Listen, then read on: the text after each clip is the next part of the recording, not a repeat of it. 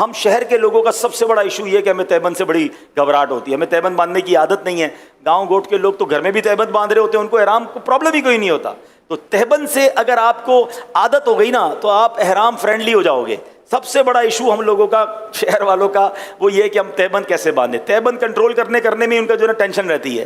تو ایک بار صحیح طریقے سے آپ یہ احرام کا جو نیچے والا حصہ باندھنے کا ہے، تہبند باندھنے کا طریقہ سیکھ لو، آپ کا حج آسان ہو جائے گا. حج قران کرنا ہے نا تب بھی ہو جائے گا، لیکن جب احرام صحیح باندھنا ہو. اب احرام ہی سنبھالتے رہو گے تو دل ہوگا یار کب اترے گا احرام.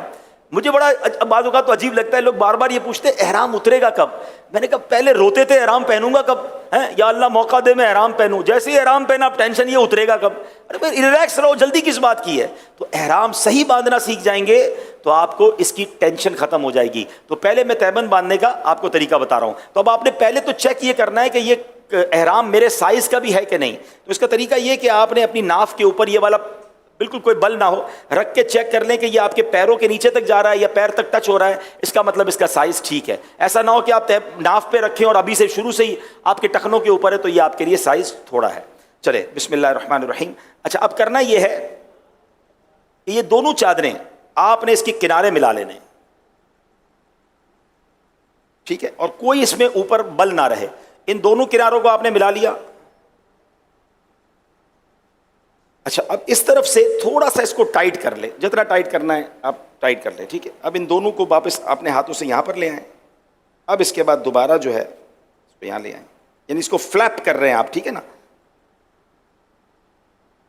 اور اب آپ کی مرضی ہے ایک بار دو بار، کیونکہ احرام بھی بہتر ہے کہ ٹخنوں سے اوپر ہو، تو پھر تھوڑا اگر بڑا ہے تو 4 بار کر لیں. اب مثال کے طور پہ یہ میں نے اس کو 4 بار فولڈ دیا ہے نا.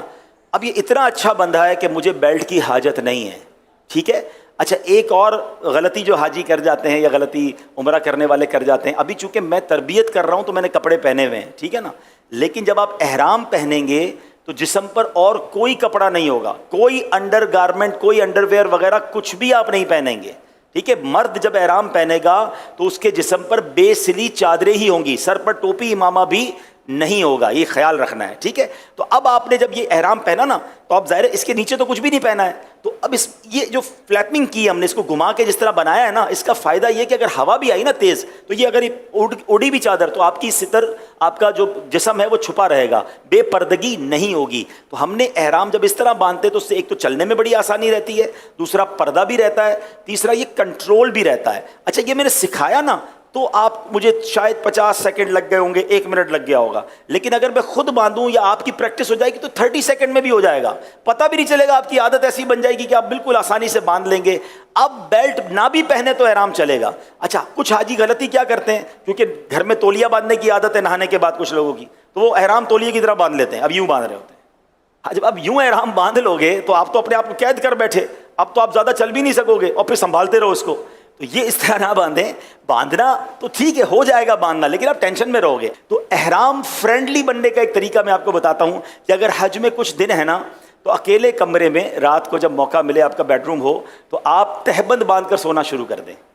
آپ 5-7 دن اگر تہبند کے ساتھ واش روم جانا، گھر آرام کرنا سیکھ گئے نا تو پھر آپ احرام کے اندر بڑے ایزی ہو جائیں، کیونکہ آپ کو وہاں جا کے پریکٹس نہیں کرنی ہوگی، آپ نے ادھر ہی پریکٹس کر لی ہے، ٹھیک ہے نا. آپ کہیں یار وہ پھر تہبند یوز ہو جائے گی تو مجھے وہاں کے، تو کوئی بات نہیں، اس تہبند کو یہیں چھوڑ دیں، نیا ایک احرام اور لے کے وہاں چلے جائیں. لیکن اچھی نیت کے ساتھ اس کی پریکٹس کر لیں تو یہ بڑا آسان ہو جائے گا. اچھا اب بیلٹ کئی قسم کے آتے ہیں، لیکن اگر اس طرح کا بیلٹ جو ٹریولر بیک بیلٹ کہلاتا ہے جس میں جیب ہوتے ہیں، یہ بیلٹ بڑا آسان رہتا ہے. تو اس کو باندھنا بڑا آسان ہے، پیچھے اس کا کلپ ہوتا ہے اور اس میں آپ اپنا موبائل فون، اپنے ضروری کاغذات یا کوئی تھوڑے بہت پیسے بھی رکھ سکتے ہیں. اس میں بھی ایک مشورہ دوں گا کہ حج پر جا رہے ہیں تو 2 موبائل لے جائیں. اگر آپ کے پاس اسمارٹ فون یا قیمتی فون ہے تو اس کے ساتھ ایک چھوٹا فون بھی لے جائیں، جو آپ حرم پاک میں جانے آنے کے لیے، منی عرفات میں، دیگر جگہوں پر آپ کے پاس وہ بھی فون ہو. کیونکہ بعض اوقات بیلٹ میں لوگ رکھتے ہیں اور بیلٹ اٹھا کر رکھ دیتے ہیں کہیں وضو خانے پہ اور قیمتی فون بھی چلا جاتا ہے، یا اپنے پورے سفر کی ساری کرنسی اسی بیلٹ میں رکھتے ہیں.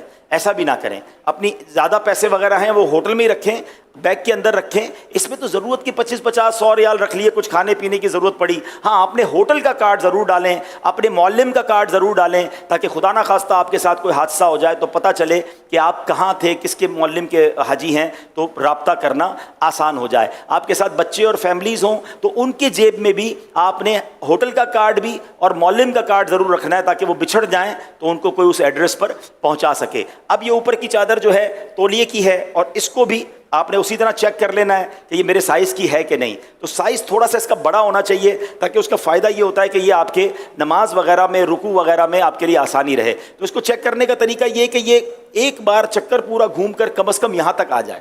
تو یہ جو چادر ہے یہ میرے لیے ٹھیک ہے, میری سائز کے لیے اوکے ہے کہ یہاں تک گھوم کے آ گئی ہے. تو اب جب یہاں تک آ گئی ہے نا, تو اب یہ میں جب رکوع کروں گا نا تو یہ گرے گا نہیں. ورنہ نارملی کیا ہوتا ہے کہ اگر احرام یہی ختم ہو گیا تو جتنی بار آپ نماز پڑھیں گے وہ نیچے آتا رہے گا, پھر آپ اوپر کرتے رہیں گے تو تھوڑا سا کنفیوژن بھی رہتی ہے. تو بہتر یہ کہ احرام اتنا ہو کہ یہاں سے پورا چکر گھوم کر آپ کے یہ والے کاندھے پر یہ دوبارہ آ جائے, تو اب آپ بڑے سکون سے انشاءاللہ احرام پہن لیں گے. تو یہ ہم نے احرام پہن لیا. اچھا, اب اس میں کچھ بے احتیاطی بعض اوقات حاجیوں سے ہو جاتی ہے چونکہ پریکٹس نہیں ہوتی. اب مثال کے طور پہ آپ نے احرام پہنا ہے اور نماز پڑھ رہے ہیں, تو آپ کہیں گے اللہ اکبر. اب ابھی تو میں نے کرتا پہنا ہے, اگر کرتا نہ پہنا ہوتا تو پیٹ میرا نظر آتا, سینہ نظر آتا. تو جب نماز پڑھتے ہیں تو یہ پورا جسم نظر آ رہا ہوتا ہے, یہ بہتر نہیں ہے.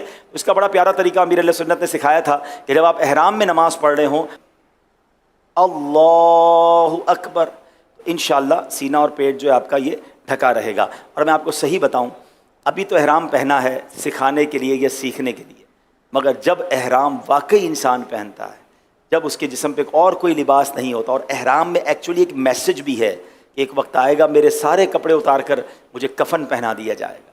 تو یہ احرام کی چادریں ہمیں اس سفر کی بھی یاد دلاتی ہیں. اور جب بندہ احرام پہن لیتا ہے نا, اور پھر اس کے بعد جب وہ لبیک پڑھتا ہے اور جو اس کی کیفیت بنتی ہے, یہ الفاظ میں بیان بھی نہیں کیا جا سکتا. ہم اللہ کریم سے دعا کرتے ہیں کہ ہمیں حقیقی معنوں میں احرام پہننا, لبیک پڑھنا اور اپنے در کی حاضری نصیب فرمائے. سبسکرائب کریں قادری رضا اسلامک چینل کو, لائک کریں اینڈ شیئر کریں.